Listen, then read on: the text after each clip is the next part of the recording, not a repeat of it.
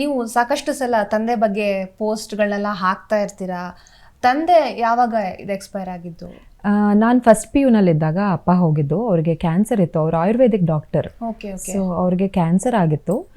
ಅಂದರೆ it was very, ಅಂದರೆ all of a sudden within 6 months ಸ್ಪ್ಯಾನಲ್ಲಿ ಅವರು ತೀರ್ಕೊಂಡ್ಬಿಟ್ರು. ನಾವು ಟ್ರೈ ಮಾಡಿದ್ವಿ, ಇಲ್ಲ ಅಂತಲ್ಲ, ಎಲ್ಲ ಥರದ ಟ್ರೀಟ್ಮೆಂಟ್ಗಳನ್ನ ಪಾಪ ಟ್ರೈ ಮಾಡಿದ್ವಿ. ಅವರು ಕೂಡ he is very positive. He use to be ತುಂಬ ಪಾಸಿಟಿವ್ ಆ್ಯಂಡ್ ಏನಾಗಲ್ಲ, ಯಾಕೆ ಹೆದರಬೇಕು, ನನಗೆ ಏನಾದರೂ ಇಷ್ಟೊಂದೆಲ್ಲ ಒಂದಷ್ಟು ಮೈಂಡ್ಸೆಟ್ಗಳನ್ನ ಈಗ ನಾನು ಫಿಕ್ಸ್ ಆಗಿರೋದಕ್ಕೆ ಕಾರಣ ಸುಮಾರಷ್ಟು ಅವ್ರು ಹೇಳ್ತಿದ್ದಿದ್ದ ಮಾತುಗಳೇ.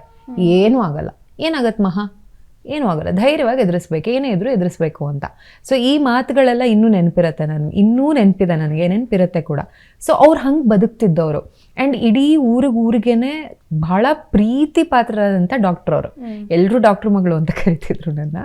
ಸೊ ಅಷ್ಟು ಪ್ರೀತಿ ಇದ್ದಂಥವ್ರು ಸಡನ್ನಾಗಿ ಒಂದು ವಿದಿನ್ 6 months ಹೋಗ್ಬಿಡ್ತಾರೆ ಅನ್ನೋದು ಆಬ್ವಿಯಸ್ಲಿ ನನಗಾಗಲಿ ನಮ್ಮ ಅಮ್ಮಂಗಾಗಲಿ it was a very big shock. And ನನಗೆ ಸ್ಪೆಷಲಿ ಅಮ್ಮಂಗೆ ಬೇರೆ ಥರದ ಶಾಕ್ ಅದು. ನನಗೆ ಏನಾಗ್ತದೆ ಅಂತ ಗೊತ್ತಿಲ್ಲದೆ ಇರೋ ಅಂಥ ಟೈಮ್ ಅದು.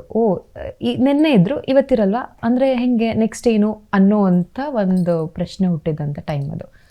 ಈಗ ಮನೇಲಿ ಇದ್ದಾರೆ ಅಂತ ಅಂದಾಗ ತಾಯಂದ್ರಿಗೆ ಒಂಥರ ಮಡ್ಲಲ್ಲಿ ಕೆಂಡ ಇಟ್ಕೊಳ್ತಾರೆ ಅಂತ ಹೇಳ್ತಾರಲ್ಲ, ಆ ಥರದೊಂದು ಭಾವ. ಅದ್ರ ಜೊತೆಗೆ ನಿಮ್ಗೆ ಆಕ್ಟಿಂಗಿಗೂ ಸಪೋರ್ಟ್ ಮಾಡ್ತಾ, ಜೊತೆಗೆ ಎಜುಕೇಶನ್ ಕೂಡ ಕಂಪ್ಲೀಟ್ ಮಾಡ್ತೀರಾ. ತಾಯಿಯ ಸಪೋರ್ಟ್ ಅನ್ನ ಹೇಗೆ ವರ್ಣಿಸ್ತೀರಾ ಅಂತ?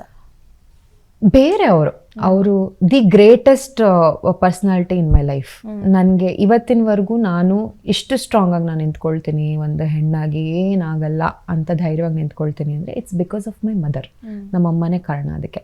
ಏಕೆಂದರೆ ಒಂದು ಟೀಚರ್ ಅವರು ತುಂಬ, ಅಂದರೆ ಅವ್ರಿಗೂ ಕೂಡ ಅದು ಯಂಗ್ ಏಜಲ್ಲೇ ಅವರು ತನ್ನ ಹಸ್ಬೆಂಡ್ನ ಕಳ್ಕೊಳ್ಳೋದು. ಒಬ್ಬಳೇ ಮಗಳಿದ್ದೀನಿ ನಾನು ಕೂಡ ಇನ್ನೂ ಚಿಕ್ಕ ಹುಡುಗಿ. ಸೊ ನೆಕ್ಸ್ಟ್ ಏನು ಅಂತ ಅವ್ರಿಗೂ ಗೊತ್ತಿರಲಿಲ್ಲ. ಶಿ ಈಸ್ ಆಲ್ಸೋ ವೆರಿ, ಆ ಟೈಮಲ್ಲಿ ತುಂಬ ಕನ್ಫ್ಯೂಸ್ಡ್ ಇದ್ದರು. ಬಟ್ ನಿಂತರು ಅವರು, ಏನಾಗುತ್ತೆ ನೋಡೋಣ, ನಾನಿದ್ದೀನಿ, ನಾನು ಒಬ್ಬಳೇ ನಿಂತ್ಕೊಳ್ತೀನಿ, ನನ್ನ ಕೈಯಲ್ಲಿ ಆಗುತ್ತೆ ಅನ್ನೋವಂಥ ಧೈರ್ಯ. ಆ ಧೈರ್ಯ ಏನಿದೆ ಇವತ್ತು ನನಗದು ಮಾದರಿ. ಸೊ ಒಂದು ಹೆಣ್ಣು ಹೇಗಿರಬೇಕು ಅನ್ನೋದಕ್ಕೆ, ಒಂದು ಹೆಣ್ಮಗಳು ಎಷ್ಟು ಸ್ಟ್ರಾಂಗ್ ಇರಬೇಕು ಅನ್ನೋದಕ್ಕೆ ನನ್ನ ತಾಯಿನೇ ಸಾಕ್ಷಿ. ಅವ್ರಿಗಿಂತ ನಂಗೆ ಬೆಟರ್ ಎಕ್ಸಾಂಪಲ್ ಬೇಡ.